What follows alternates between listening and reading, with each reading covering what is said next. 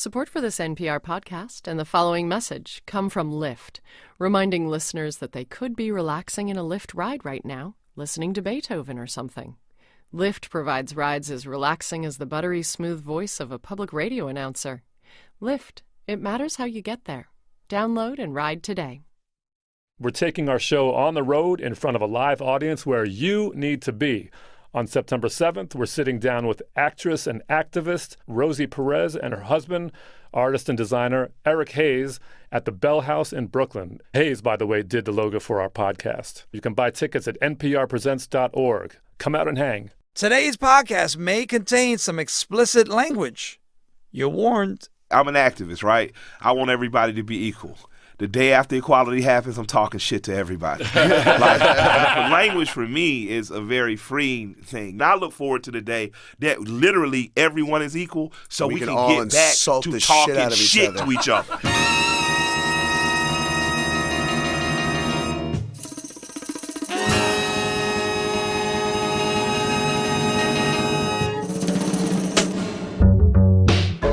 Yo, what's up, everybody? This is Stretch Armstrong. What up? And I'm Bobbito Garcia, aka Cool Bob Love. Welcome to What's Good with Stretch and Bobbito, your source for untold stories and uncovered truths from movers and shakers around the world. Today's guest is the hip-hop duo, Run the Jewels. The critically acclaimed and fiercely independent rap team joins us in the studio to talk about how they learned to have fun with their music and about their unexpected friendship.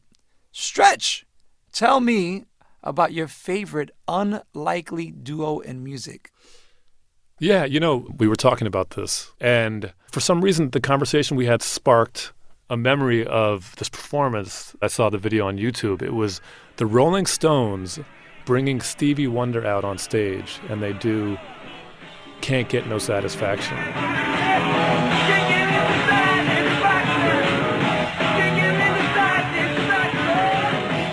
And you can hear the excitement in that venue. It's insane. There are about 40 musicians on stage. There's a horn section that's probably about 7 or 8 people.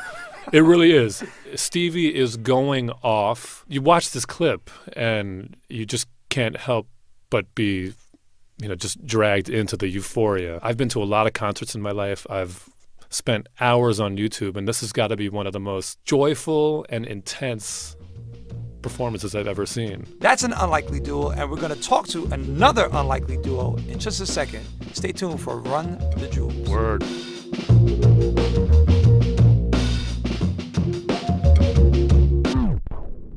Support for this podcast and the following message comes from Red Bull Radio. Whether it's the latest dancehall out of Kingston, techno from Berlin, underground hip-hop, or old soul gems, Red Bull Radio is the place to tune in and discover great music that's new to you. With in-depth interviews and live performances from festivals around the globe, plus music handpicked by influential artists, journalists, and DJs, you'll know what you're looking for when you hear it. Listen at redbullradio.com.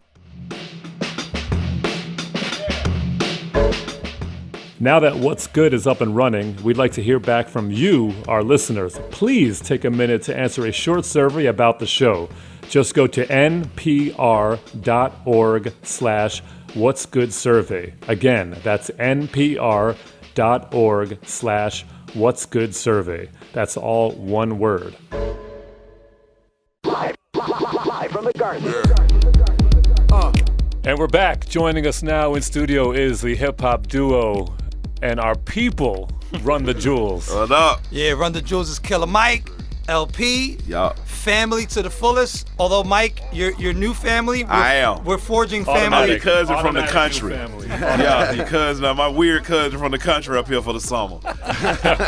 I'm the Shama Lama, do my Lama, danger dicker, do your mama. Feed her with the Peter, never eat her, tell her see you later. Holla about tomorrow, baby, I ain't got to holler. Mine, Paula, Papa, pussy, Papa, collar. Papa, POD and chill, no. Killer Mike is from Atlanta. First rose to fame with the featured verse on Outkast's hit single, The Whole World. Player, I grind, my focus is crime. Raw with the rhyme, I'm slick with the slime. My words are diamonds, dug out of mine. Spit them, polish, look how they shine. And LP is a vet of the New York Underground. originally recorded with the trio Company Flow, aka Co-Flow. L, the maladjusted MC fun crusher, massive. I sign for my condition, automatic, onslaught, connect, thoughts get jostled at your position. Listen. Indeed. In 2013, the two teamed up after rhyming together on a tour and have since dropped 3 critically acclaimed and ridiculously successful albums as Run the Jewels. They've now got a huge fan base and are selling out gigs across the country. Fellas, it's good to see you. Yeah. Aplauso, aplauso, aplauso. So let's, Mike, we're going to get to you. I'm chilling. We're going to get to you. But we got to establish that L is a dear friend, Joe. Like, even though we haven't hung out in while long, I mean, Stretch and I had a radio show in the 1990s. I'm going to give you some background, just in case you don't know. Okay. Yeah, just in case. Right up to speed. And I'm sure L's never told him anything about this. and a young teenage LP was on Libra Records, and we gave the 12-inch some love, and then he had a little demo called 8 Steps to Perfection. Hold on. More than love, I loved that record. Burnt the hell out of it. You guys were the only people who loved that record. Like, you literally were I mean, you know, I tell Mike, like, I give him the background, but when I tell the story, I keep it simple, and I just say these guys started my career. Wow. Listen, you told me in Stretch a story about how you and your partner, Big Just from Company Flow, heard Stretch debut your first 12-inch. We were sitting in at the time, my mother's 1985 brown 1985 Buick, waiting because we had given Stretch was the first person we gave the record to, and we were like, we knew that he was going to play it at some point. You know, there's a 4-hour show, so we were there for the long haul. We were like in the car, like, we're here till 4 a.m, you know. First jam. We just heard that, oh man, it gives me chills. Like, he played it, we heard it.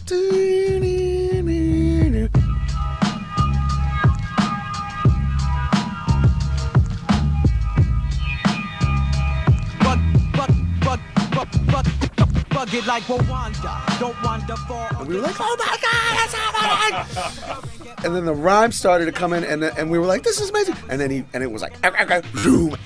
Bug it like Rwanda, don't wander far or get trapped up. Ran it back again. I think you ran that back about 4 times before you dropped it. It was such a seminal moment in our lives, you know what I mean? Because we looked up to you guys as the most important thing that you could possibly do.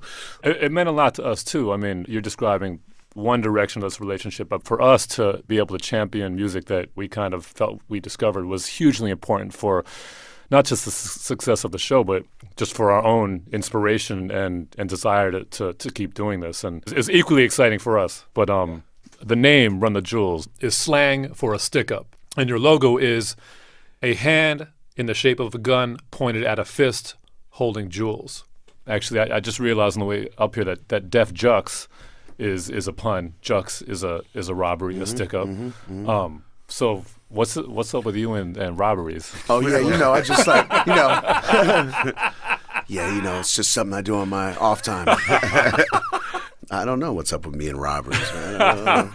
The Run the Jewels thing, you know, it came from, obviously we all know, we are from New York. You all know the phrase Run the Jewels. Even Mike from Atlanta knows the phrase Run the Jewels. If you were hearing the word Run the Jewels, then you were in trouble. But I got it from Cheesy Rap Blues on the Mama Said Knock You Out album for LL Cool J. Run the Jewels and me and Mike and our connection and everything came out of a period of time where I had personally lost everything. Everything that I had been working on, including any personal money that I had or any you know, the record label that I've been working on for 10 years and all, and friends that had passed away, a lot of stuff kind of fell out from underneath my feet completely. And you know, I had a period of time where a couple of years where I had been humbled by the world. I've been humbled by the universe. But I remember when I started making music and I started to feel good again. And I remember I was listening to Cheesy Rap Blues off of the Mama Said Knock You Out album. And at the end of that song, and this is a song where it's a story about him losing everything, about him being a rap star and him losing everything and the friends that he thought that he had going away and him getting desperate and it just connected with me at that time, I'll be honest. And at the end of the song, he went, throw your hands in the air, wave them like you just don't care, and keep them there. Run the jewels. Run the jewels. Run the jewels. Run the jewels. Run the jewels. all of a sudden it just meant something to me bigger than that. All of a sudden it felt powerful. All of a sudden it felt like, you know what? I don't have anything, but get ready. I'm gonna take something. Like and it, you know. What was your response to hearing the idea, the concept of Run the Jewels as a group name? Honestly, I was just like, it's crazy because it is no more powerful a statement you can hear. If you in the 80s, if you hear "Run It," you know I'm being robbed. You know what I'm saying? So, but I gotta say, what the original intention of it changed. Yeah, you know? It grew. It because progressed. What happened was we. I'm so glad you brought that up because that's what we were about to ask. Yeah, no, it did. It did. I mean, your fan base is younger. Yes. So they perhaps don't know the context of Run It. Definitely not. So it became a life affirming thing for them. Yeah. Like kids started sending us pictures, throwing up, the pistol and fist on the top of mountains from their weddings and graduations, surfing championships. Like no Incredible. Exaggeration. Professional like Olympic athletes, sending us pictures after winning like bronze and gold medals. Like, we started to see people. Yeah, I'm telling you, we it went from, hey, this is a badass rap name, to, wow, this means something. Not only and more, not only to us, but it really means something to other people. And it reflected back on us, and it made us take Run the Jewels more seriously. It was also kind of, I think, a little bit of a break from the heaviness of our solo material. We both got a little heavy, and I know for me, my last couple of solo records were really rooted in pain. They were really rooted in the fact that I had lost a friend, that I had questioned a lot of things about, it was dark. And while I stand by those records, and I think that they're good pieces of art, there wasn't a lot of joy involved in making those records. And there wasn't a lot of joy involved in performing those records. I feel like they're, for me, important statements as an artist, as a person. But when we got to Run the Jewels, we just wanted to have fun. Rain Man did it down, face down in the Vietnam mud, so I cannot style on you. And then it walk uphill both ways to the booth and back, then I'll wild on you. You think baby Jesus killed Hitler just so I'd whisper? And you're safe and sound, and these crooks tap your phone and I have a file on you. Hold on, Mike. Get off the phone! I'm telling people I'm doing We lost them. I'm over here like, nigga, I'm doing Stretch and Bob. Yo, by the way, can I just say something? You guys look exactly the same except your hair. That's it. Wait, put the glasses on. That's it. Oh, yeah. Check this I have out. glasses now. Like, Bob, do you plan on wrinkling at any point? Or is this just your baby face, smooth skin? Listen. Mike, so you know about me and Bobbito from the 90s when your cousin from the Bronx would send you tapes to Atlanta. You told me that when we first met. Then, subsequently, you told me that your cousin was gay, and that led into a conversation about homophobia in hip-hop. God bless the dead, Philip, yeah. And I was just really pleasantly disarmed by how open you were about this. It's so refreshing to have that kind of a conversation with someone that's in hip-hop, especially in hip-hop where homosexuality remains such a taboo subject. It was a great way to meet you. And thank you. Well, I mean, I ain't shamed. It ain't no sense in being shamed. You know what I mean? I was raised by old people, so my grandparents raised me. You got gay people, straight people, black people, white people just people. So you guys show, I couldn't listen every week like L. So it took my gay cousin who just found out I like rap, to just start showing love. Let me interject here because, yes, our 1990s radio show did invite a lot of people, but at the same time, we also alienated people because homophobia in hip-hop was something that was rampant on records. And then Stretch and I, as announcers and as a broadcast team, pushed some homophobic jokes, which at the time we thought was funny, right? And it's wonderful to hear that your cousin was sending you tapes and accepting and my cousin was funny. Like he's just gay. He wasn't a sucker. Like he talked better shit than my uncles. So what happened though? One night, a caller is like, "Yo, I think your show is hilarious. Stretch has a big nose. Y'all could joke about big noses. Bob got a receding hairline. Y'all could joke about him being bald. Loycia is overweight. Y'all could joke around him. But he was like, to my knowledge, none of y'all are gay, and y'all make mad gay jokes." Yeah. He was like, "You're alienating me and a lot of people in my community unknowingly." Here we were thinking that we were creating this safe space for white people, Boricuas, people in Atlanta, people in Tokyo to hear and learn about hip hop, and yet at the same time we had to look at ourselves and be like, Bob, you grow up. You know what I mean? Sure. And I think that when you look at hip hop now and you look at the culture now and the way that people do it, it's comparatively to the way it used to be, Bob, the way people used to talk, and it's very rare now for people to really full on say something that's homophobic or say something that's really insensitive to a group of people, because collectively we all ended up kind of educating ourselves a little bit and grew up a little bit, became men. Of course. Mike, do you have words that you've kind of left behind from your childhood? I grew up watching Red Fox, Richard Pryor, Lenny Bruce, Bill Hicks. No. So my thing is, when people I fight, I'm an activist, right? I want everybody to be equal. The day after equality happens, I'm talking shit to everybody. Like I got a gay sister. Like in the confines of my household and the community that's my family. If you're gay, when you come in the room, I'm talking shit to you and your boyfriend. I'm not gonna slander you in the middle of the mason. Yeah, but it's established. Like in my house, like I'm the fat one with the pretty wife, so I get it.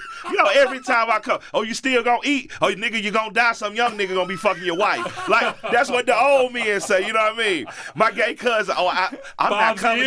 Cover them. My gay cousin might come in. Well, I'm not coming if I can't bring my boyfriend. Then your auntie come. Well, you had a different boyfriend last month. You know what I mean? It's just you're talking about in the context of knowing someone and loving them. Exactly. So for language for me is a very freeing thing. Now I look forward to the day that literally everyone is equal, so we can all get back insult to the talking shit out of shit to each other. Because that's what I love about language. Yeah, I agree. So I was watching the Tiny Desk NPR performance. Oh yeah, right, and it was great. It was like a very entertaining 10, 12 minutes. Killer Mike, at the end of the Tiny Desk, you said something to sign off that I found really, really interesting, and we're gonna play it. Okay. At some point in the future, they're going to try to label us a political rap group, and that we're not. We don't care what party you belong to. We don't care who you supported. We don't care what you're doing tomorrow politically. We care that socially, every one of you know you're absolutely born free, and nothing has a right to interrupt that freedom. We love you. I mean, that's an emotional way to end a little Tiny Desk concert. So, understanding that there is a responsibility as public. I mean, you particularly are activists, and you're both public figures. You have a following. Walk us through what you meant by what you shared there. I mean, I mean it. I don't know on the other side of the audience. I'm sure there were some Hillary Clinton supporters there. I'm sure some of them like me, some of them don't, based on my support of Sanders. I'm sure there are some Sanders supporters who just love me to kid and caboodles.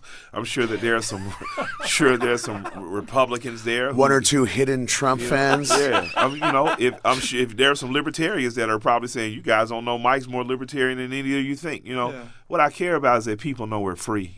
What I care about is, the older I get, the more of an anarchist I can become. And I don't mean in a punk rock type of way where I just seek to destroy things. I believe that truly we're not going to progress as a species until we feel responsible to educate and to bring every part or every person who belongs to this species up to a point where we don't have a need for culture, religion, nations to define us. I'm not saying you can't be your culture, your religion, or your nation, but that can't be the only thing that defines you as a human being. I have to see your humanity before I see a Spanish man. I have to see your humanity before I see a white man. Doesn't mean I don't see a Spanish man. Doesn't mean I don't see a white man. It means that I don't let those things that I see, those things, interfere with me respecting and loving you as a human being. That is something sacred. For me, growing up in New York, and even coming out with my first group, it was not abnormal to have best friends of different races and to be involved with people of different races. You don't For see that Mike, shit where I'm it from. was different. For Mike, I'm probably his first really close partner, like white friend who's like really every day. And it's going really well.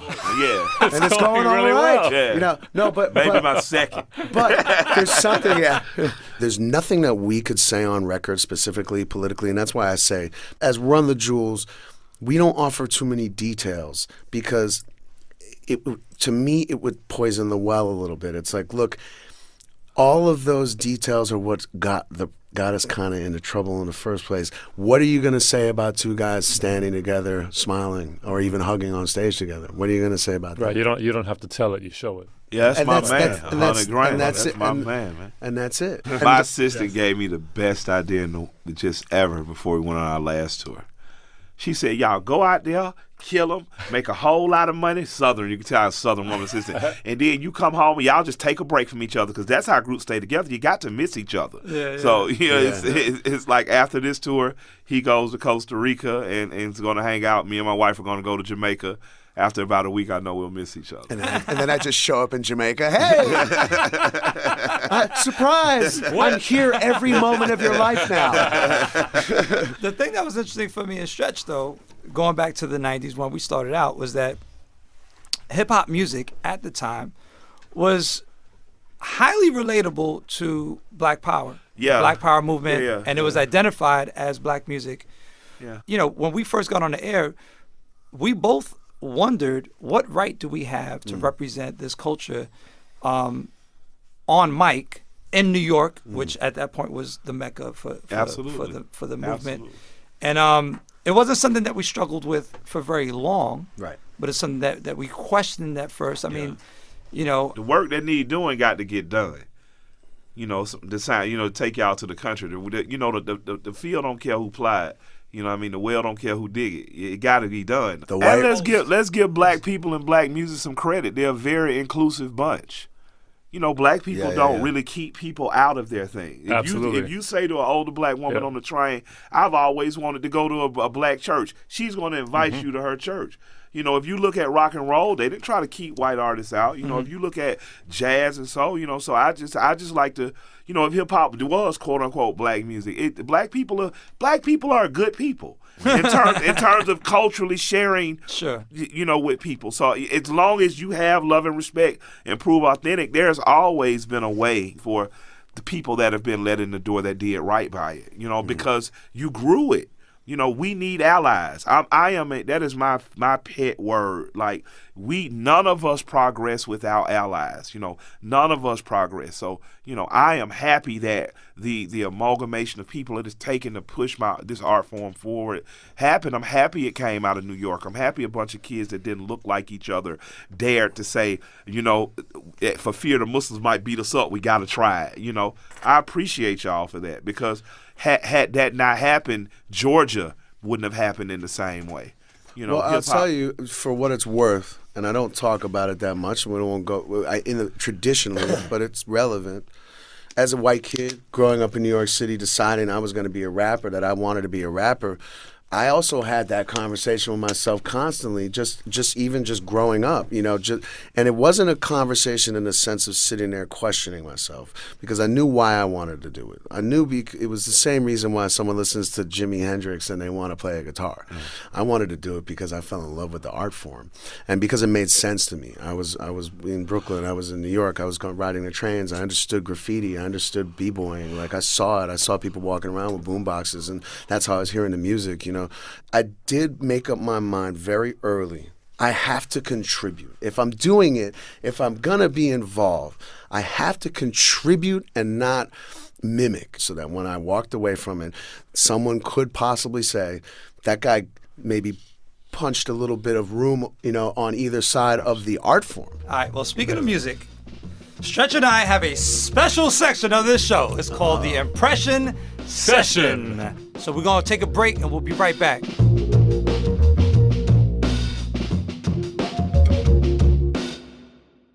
Support for this podcast and the following message comes from Red Bull Radio.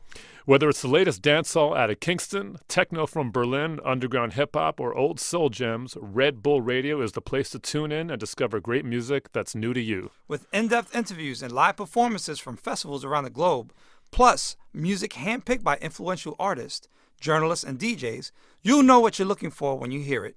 Listen at redbullradio.com. We'd like to say a quick thank you and share a message from one of our sponsors, Stoke Cold Brew Coffee. At Stoke, they recognize that not every bean measures up. Stoke is steeped at cool temperatures for at least 10 hours to achieve a smooth taste. It's slow brewed, like all the best ideas. Stoke Cold Brew Coffee. Look at you go. Ladies and gentlemen, it's time for the Stretch and Bobbito impression session. Word up. This is how it works. We're going to play you music. Now, you can digest it however you want. It's not a guessing game. It can be if you want, if you recognize who we're playing. It's really about you listening and whatever emotion that the song evokes, share it. Supreme wisdom is what I give them. Just to kill. It's how I'm living. I'm Sir I, the God on the microphone. Let me show you why the stage is mind-blown. Intelligent, individual with intellect. Watch me pick up the microphone and rap you and your homeboys too. Your gang posse group or the whole damn crew. I'll do it casual. I'll come classical. Let's be rational. It's all actual. The laws of nature allows me to do this. So do the knowledge. Hollywood! Know what I'm saying? It's routine. Oh, every day. man, I haven't heard that one in like, 15, 20 years or something. For all the kids in the South who are listening now, before Little John kind of officially took the airways over and everything kind of bent, Hot Boys Post kind of bent itself, this is like the hip-hop you'd hear, and it sounds like something that's traditionally rooted in the East Coast. I like it. It's dope. It's jamming. It's hot. Yeah. I was wondering if you knew that record. I did. It made it down. It's not one of the ones that I'm just playing at my parties, but it definitely made it down. Oh, I've never played that at a party. Is that about 90 or 80? No, that's 87. And for those of you that are listening and interested, the record is called Holy War by Divine Force, and the MC is Sir Ibu. It reminds me of the freedom and fun that run the jewels. Oh, that's awesome. Anyway, Sir Ibu, someone who never really got his propers, but that is one of my favorite records of all time. I have a song for the impression session for the two of you, and I'm the gonna label is covered. I'm going to play it, and I hope that you enjoy it. I've brought it on 12-inch. We live from the head down and not the feet up. And I'm doing with the pound. Let's make this up. And I'm fine under cloud nine. Yes, I wear the lamb's wool, the feet of burnt brass, and the water pipes. Nasty. It's either Stevie or someone who's highly influenced by Stevie. That's who? That's Donnie. So the artist is Donnie. The song title is Cloud 9 off of his Colored Section album. Ding, ding, ding, ding, ding, ding. That's from the Beautiful. He's an artist from Atlanta. Yeah, I play that for my little girls. Is that right? Yeah, I got music that I play for my daughters, music I play for my sons when they little girls. I was like, this sounds a little modern to be Stevie. But yeah, it does. He got a clean voice. voice, and he got Donny Hathaway name, of course, but he raw. Wow, I didn't expect to hear that record today. That record just made me feel and I already was having a great day. I feel even better. I know why Bob likes it. Yeah, this Stevie Wonder's Bob's favorite artist of all time. By far. Yeah. You know, the reason why I played this for the both of you, well, clearly. And shouts out to Donnie. You don't get the proper mentions and respect you deserve. His album, The Color Section, was absolutely. I mean, it's top 5 any genre for me of all time. So he is recording, supposedly, from what I heard, a third album. He put out 2 albums, completely under the radar. Yeah. And, I mean, dissimilar to the two of you, but similar to the two of you. I mean, he speaks volumes to the people who love him. Oh, man. Like, volumes. Yeah. But also, I thought that you would recognize it from Atlanta, but our relationship outside of watching The Matrix that time, and trying to see the Star Wars trailer, because I know you're a sci-fi buff, is mostly on the hip-hop side. So I just want to share a soulful moment with you. Yeah, no, I appreciate that. I'm going to get you the album for your birthday. Don't worry about it. Amazing. Well, yo, fellas, thanks so much for coming through. Thank y'all for having us. Come on. That's it for us. We're about to sign off. This podcast was produced by Sammy Yenigan, edited by Steve Nelson and Nigel Eaton, and executive produced by our homegirl, Abby O'Neill. Special thanks to our VP of Programming, Anya Grunman. If you like the show, you should check out our interviews with Mahershala Ali and Dave Chappelle. Listen on Apple Podcasts, NPR One, or wherever you get your podcasts. Now that What's Good is up and running, we'd like to hear back from you, our listeners. Please take a minute to answer a short survey about the show. Just go to npr.org/what'sgoodsurvey. Again, that's npr.org/what'sgoodsurvey. www.what'sgoodsurvey. That's all one word.